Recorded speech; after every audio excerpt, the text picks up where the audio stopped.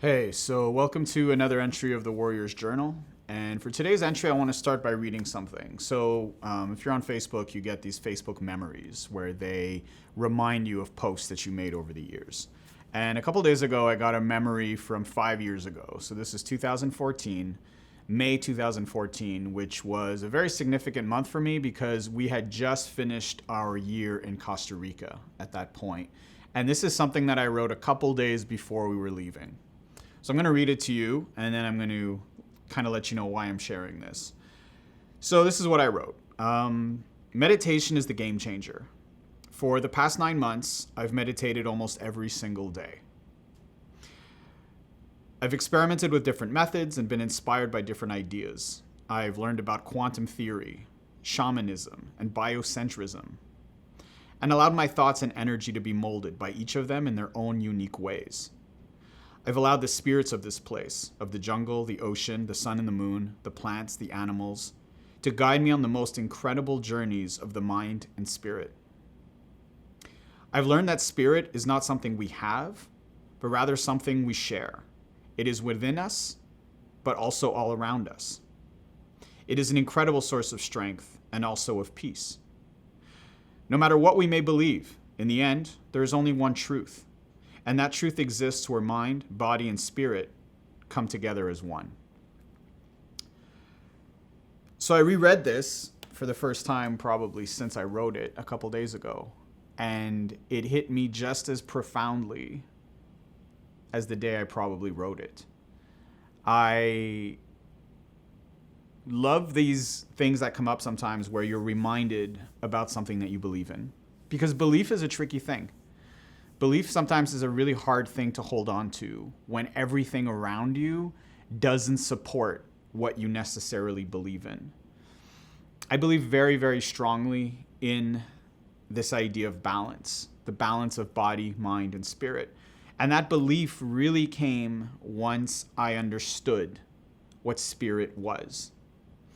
I had some incredible experiences that year in the jungle, experiences that have changed my life and that have changed my perspective on life forever. I think that up until that year in the jungle, I believed strongly in the body. I believed in taking care of myself. I believed in health and fitness and all those things. I strongly believed in the mind. I believed in education. I believed in constantly seeking out knowledge. That is definitely something I believed in. But I didn't believe in anything really more than myself. I had experimented with meditation, and there were some experiences that opened my mind to the possibility of spirit, to the possibility of some greater existence, some greater knowledge. But until I was able to really dive deep into those concepts. And like I said in that quote, I didn't come at it from one single angle. I was reading a lot about quantum theory and how the rules of reality are different there. I was reading a lot about shamans and the practices that have evolved in that world over thousands of years and the different ways that they use the spirits of the animals and the plants that surround them as ways to connect with a greater power, with a cosmic knowledge.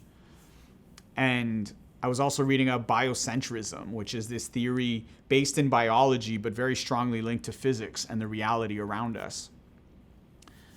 And I think it really is, however, I think what really molded my belief system more than any of those was just the simple fact that I was in nature.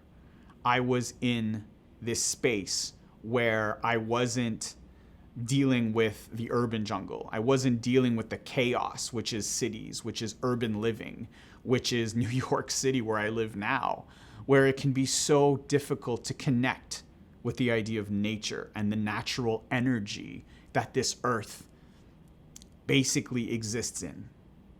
So I guess the lesson here is if you're looking to find peace, if you're looking to find balance, if you're looking to meditate and to make sense of that, I get it. Meditation is hard, and a lot of people give up before they have a chance to really discover its true power.